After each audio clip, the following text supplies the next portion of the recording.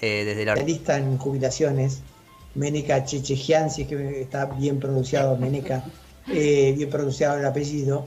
Y cuando vos quieras le damos entrada y si querés yo tengo una pregunta para hacerle. Cuando lo decidas tú, Meneca está ya en línea, bienvenida. Sí, espero que me estén escuchando. Buenas tardes, un placer estar aquí nuevamente en Salvemos la República por Radio Symphony. Gracias por la convocatoria, un placer. Ansiosa por contestar las dudas de los jubilados y pensionados. Ignacio, ¿qué...? Sí, yo tengo una que me hacen todos ahora, digo, cada jubilado que me cruzo, digo, como yo estuve en la ANSES, me vive preguntando. Están todos desesperados con el tema de la supervivencia.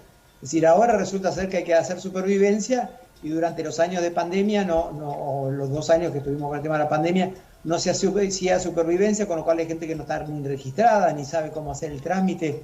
La pregunta, Meneca, es ¿cómo se hace el trámite de supervivencia? Me imagino que te lo deben haber preguntado mucho, porque a mí también me lo preguntan un montón, porque imagínate que durante la pandemia la supervivencia, o lo que se conoce como fe de vida, el certificado de supervivencia, fue suspendido justamente para evitar a los jubilados ese trámite. Esto se rehabilitó hace muy poquito, desde el 1 de marzo, y lo que es importante alertar es que el ANSES reclamó a los bancos que busquen la forma de agilizar este trámite para jubilados y pensionados. De tal manera que si vos me decís, mi consejo para el jubilado y pensionado es que se acerquen al banco y que pregunten en cada entidad bancaria cuál es el método que el banco contempla, porque a algunas entidades les alcanza con hacer una compra con la tarjeta de débito, en algunas entidades una compra con la tarjeta de crédito. Obviamente la supervivencia básica es ir a cobrar por ventanilla, pero nosotros intentamos que el jubilado cobre con la tarjeta de débito. Entonces, la verdad es que hoy muchos es o la huella dactilar, en donde están las terminales para hacerlo, o si no, la tarjeta de crédito, una compra con tarjeta de crédito o tarjeta de débito. Sí les voy a recomendar a los jubilados que consulten en cada entidad bancaria qué mecanismo pusieron a disposición para agilizarlo y con cuánto tiempo. También les aclaro que si por alguna circunstancia alguno no ha podido ir a hacer el certificado de supervivencia y esto generó algún tipo de no pago, quédense tranquilos que se rehabilita luego al momento de hacer la supervivencia, aunque en algunos casos ha llegado a demorar 60 días. Entonces, si necesitan una rehabilitación instantánea, quizás tienen que acercarse al ANSES para poder cobrar ese dinero que quizás quedó retenido por no hacer el certificado de supervivencia. Meneca, durante la semana nos llegó al 155-8811-201, que es el teléfono de Salvemos la República, un mensaje de Laura de Virreyes que dice: mi hermano es mayor de edad y discapacitado, y siempre estuvo a cargo de mi madre, que era jubilada y falleció. ¿Puede cobrar él la pensión de la madre? Sí, obviamente yo doy por cierto esto que nos está comentando. Por lo que vos me decís, ¿quién era? Laura, me dijiste, sí, Laura. ¿no? Laura de Virreyes. A ver, me está hablando, si fuera menor de edad, claramente cobra la pensión. El caso es cuando es un mayor de edad. Si es mayor de edad, hay que probar efectivamente que se trata de una persona incapacitada para el trabajo y que dependía de sus padres, o sea, que dependía económicamente de sus padres. ¿Varía el tipo de discapacidad? Perdón. Perdóname, no te escuché. Sí, el tipo de capacidad, si es motriz, si es mental, ¿eso varía? No.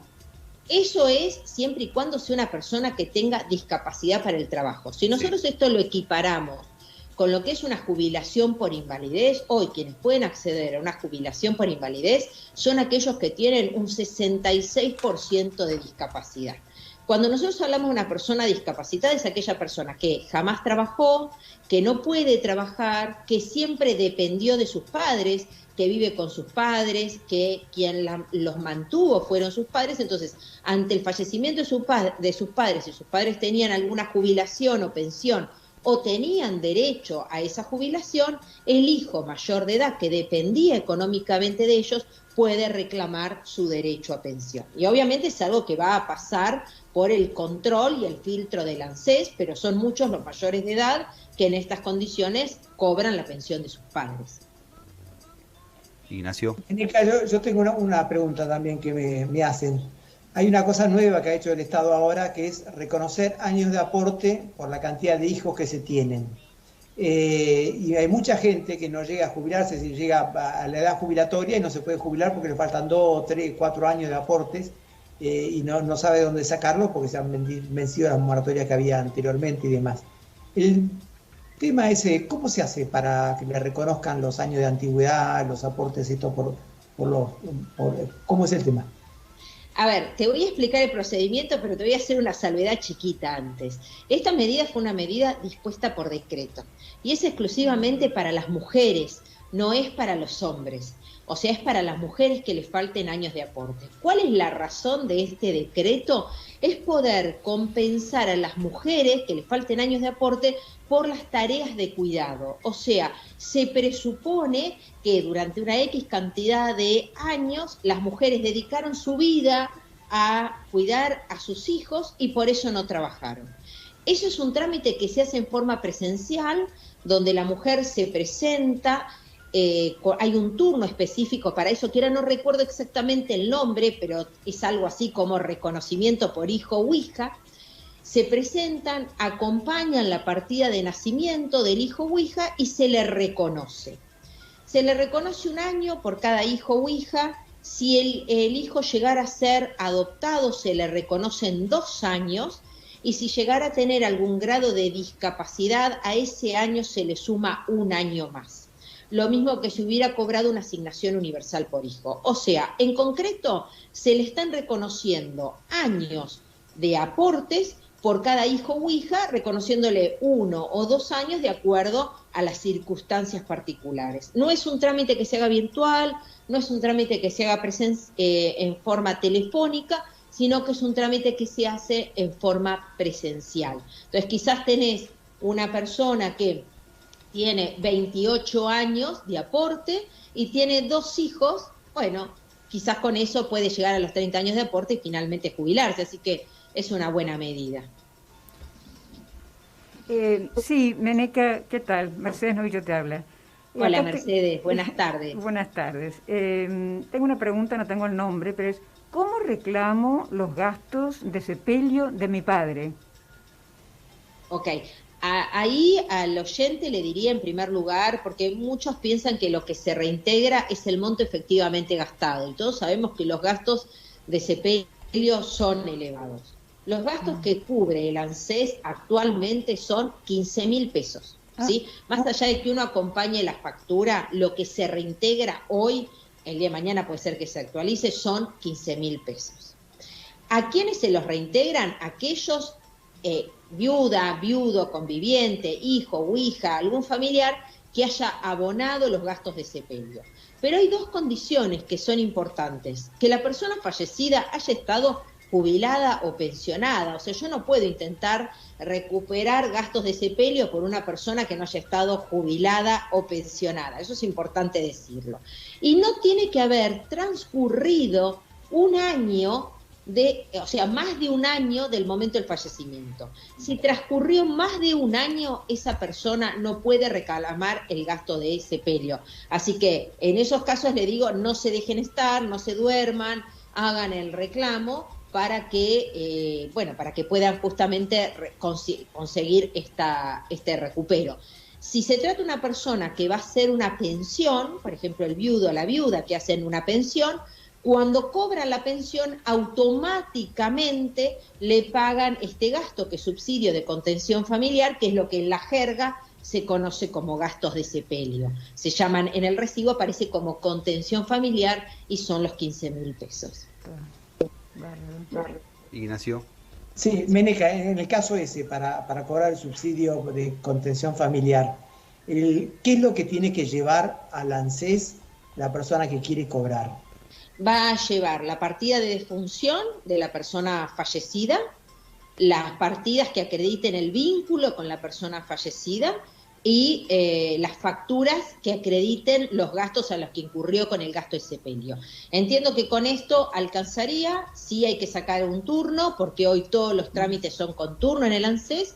Sacan el turno, para sacar el turno entran en la página de ANSES, puede generarse una clave en una solapa que se llama Mi ANSES, y de esa manera gestionan el turno. Los turnos también se están dando por el teléfono, llamando al 130. Obviamente siempre yo recomiendo hacerlo en forma virtual porque cuesta. Llamar por teléfono al 130 de ANSES cuesta. Normalmente los jubilados nos cuentan que empezaron muy temprano llamando y que tardaron mucho tiempo en que los atendieran. Así que siempre el consejo es: vamos por el trámite virtual, que pidan ayuda si es que no se manejan y que lo hagan, ¿no? Porque me parece muy útil eso. Meneca acaba de escribirnos también al 155-8811-201, Norma de Villajol, que dice: gané un juicio de reajuste hace ya 2 años, mi abogado intima al ANSES para que pague, pero aún no cobré. ¿Hay algo que pueda hacer? Sí, hay algo que puede hacer. A ver, los juicios hoy demoran mucho, demoran entre 7 y 10 años. La realidad es que muchos abogados intiman al ANSES para que el ANSES pague, y son muchos los casos en los cuales el ANSES no paga como debiera pagar dentro de los 120 días hábiles desde que se tiene la sentencia. Ella tiene que hablar con su abogado porque el abogado tiene una posibilidad para cobrar, que es hacer lo que se llama el trámite de ejecución de sentencia, que le consulte a su profesional.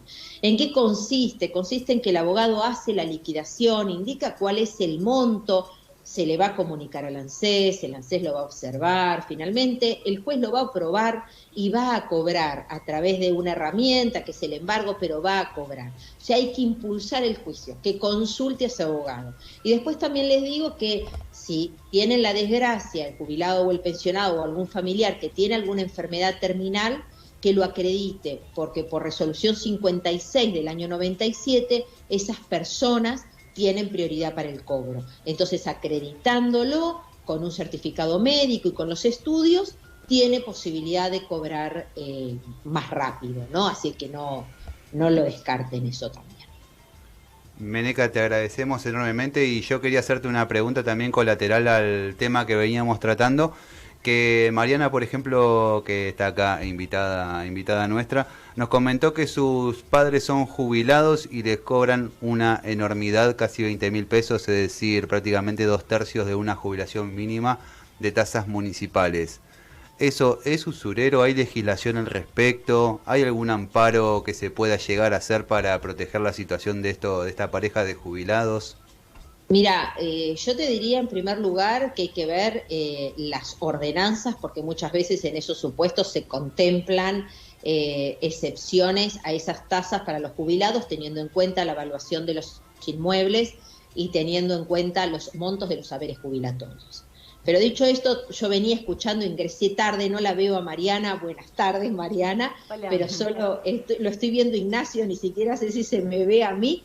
Pero sí les quiero decir que algo que me parece importante que tengan en cuenta en zona norte es que pueden recurrir, creo que en San Fernando no lo hay, pero sí lo hay en Vicente López, y ella recibe denuncias de toda la zona norte. Pueden recurrir a la defensora del pueblo de Vicente López, que sé que ha recibido denuncias de todos los distritos cercanos y que me parece que puede evaluar cada uno de los casos, sobre todo en pandemia. Hubo muchos casos de jubilados que tenían dificultades, por ejemplo, te cambio de tema, pero para que vean cómo se mueve, ¿no? Que tenía dificultades para conseguir una partida de matrimonio actualizada para gestionar una pensión, y sé que la defensora del pueblo les dio una mano con ese trámite, o sea que está pendiente en lo que es la protección de los derechos en general de los ciudadanos. Entonces, tenemos defensor del pueblo en la provincia, pero también tenemos defensora del pueblo muy cercana en Vicente López, así que quizás mi sugerencia es que recurran a ella, que puede quizás orientarlo, ¿no? Y ver cada caso particular. ¿Cuál es el nombre de la defensora? Celeste Buyú. Yo he visto vecinos y vecinos de distintas localidades, hasta de San Martín, que se han acercado, y lo que me han comentado es que han tenido respuesta, que ve cada caso particular, que analiza si corresponde, en el caso particular que menciona Mariana, la defensora puede analizar si están exceptuados o no está exceptuado el jubilado, si la ordenanza le aplica o no le aplica, si le corresponde la excepción, si está bien cobrado, si está bien